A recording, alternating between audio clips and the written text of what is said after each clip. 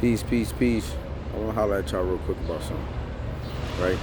Because there's certain things that I dislike that are being said about like young men that join gangs, right? Whether it's by them saying this or the critics, the people from the outside looking in. And one of the statements is like, he knew what he was getting himself into, right? Like a lot of time when young men try to leave, you hear like some of the OGs or some of the critics from the outside that are not in the gang say he knew what he was getting himself into, right? Or you will even hear some members themselves, like, I knew what I was getting myself into, you know?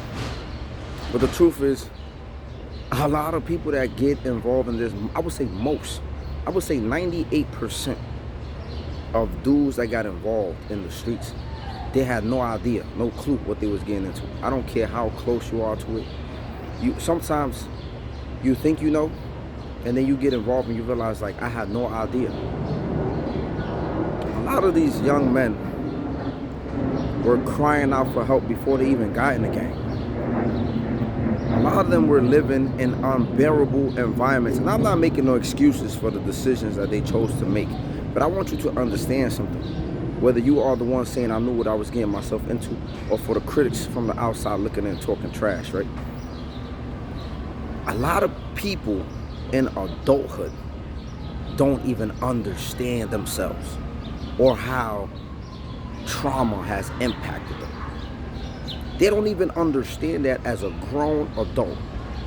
So you're gonna sit here and tell me that a 12-year-old knew what he was getting himself into? You're gonna sit here and tell me that a 9-year-old knew what he was getting himself into when he joined this organization? You're gonna sit here and tell me that a 15-year-old, a 16, we can't be serious. You can't be seriously sitting here saying, right, that a teenager had full understanding of the implications and the ramifications of what he was about to embark upon. You cannot sit here. And I find it ironic, and this is how you know, man, like, they don't care about little boys. They don't care, and society constantly reminds us, right, from the moment we're little boys to the moment we're grown men. They constantly remind us, we don't care about you. We do not care about you. Because look at this. If you have an older man, and listen to me, don't get triggered. Try not to get triggered. Listen to me. It doesn't make sense to me that if you see a young woman at 18 years old, you know, which is the legal age in a lot of states, right? Go date a man that is maybe 30, maybe 25, whatever, older than her, right? People will sit here and say, oh, she's a teenager, she's 18, even if she's like 20, 21, right? I hear people say it all the time. Oh, she young, her brain not fully developed, XYZ, blah, blah, blah, right? They would say like, oh, you don't really understand what you're doing. And they'll say this about a 20-year-old, an 18-year-old, right? But when it comes to our young men, who from the moment they're young, they're told, shut up, don't talk about your feelings, don't talk about what you're experiencing, don't discuss whatever, anything that has to do with emotions outside of anger, right? It's like we can't even discuss. But you sit here and say he knew what he was getting himself into. He knew what he was doing. The courts say it, right? And then they send they give life sentences to teenagers. Again, I'm not excusing what, I hate when they do that.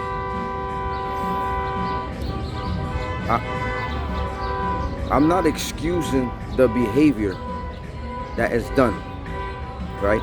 I'm simply saying that if we're gonna use that same logic when it comes to our younger sisters, why we can't use the same logic and the same benefit for these younger men? And I'm not saying in the case of taking a life, and sometimes even in the cases of taking a life, right? Of course, you got to give them some time, right? But I'm just saying, brothers, you can't be going around saying that you understood what you was getting yourself into when you don't even understand how whatever you witness in your house however your parents treated you, why they like cause it's like, yo, you can't, so you get what I'm saying? You don't even understand how the relationship with your mother impacted you. You don't even understand how, however that relationship went, might be the reason of how you deal with women today. You don't even understand how the abandonment of your father affected you at 12 years old, at 15 years old. Like, but we sit here and we lie to these young men, right? We tell them we know what we was getting ourselves to. We didn't know about the deceit, right? Some people did it for family. And then you got abandoned. You caught a charge for somebody.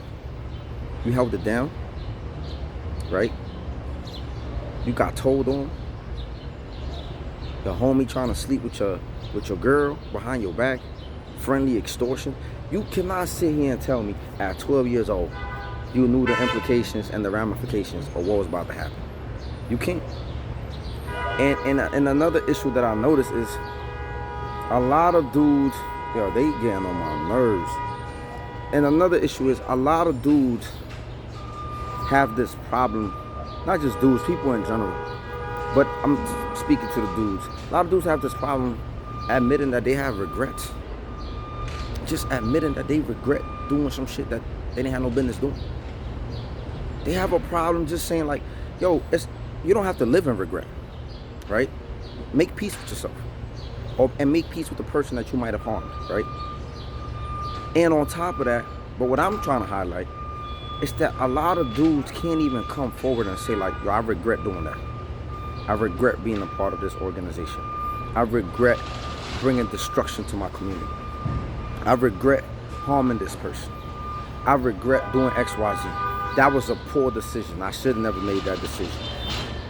Instead, what we do is we try to sound good.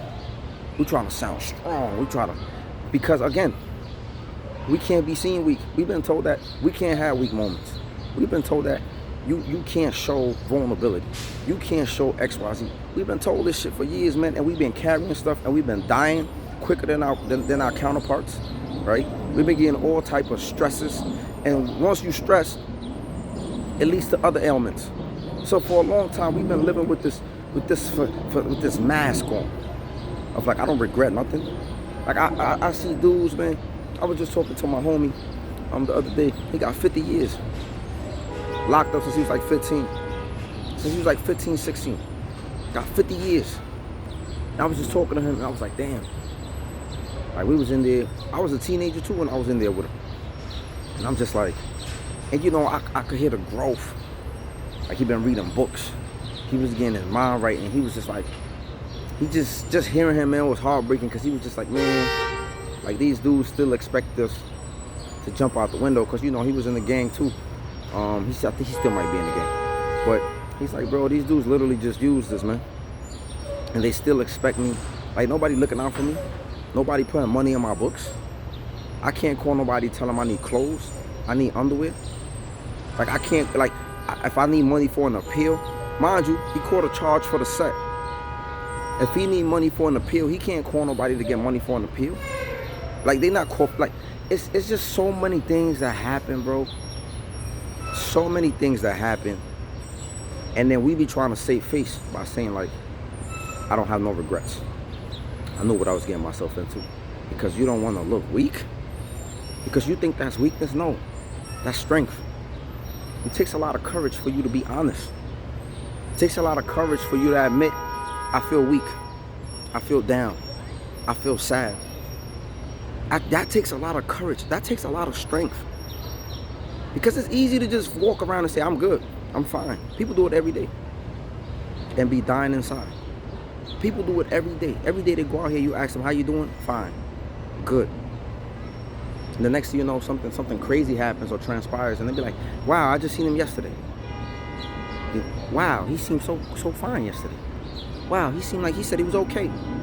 So, yeah, man, I just wanted to share this with you, man. There's no way you could have known what you was getting yourself into. So let's stop lying to these children.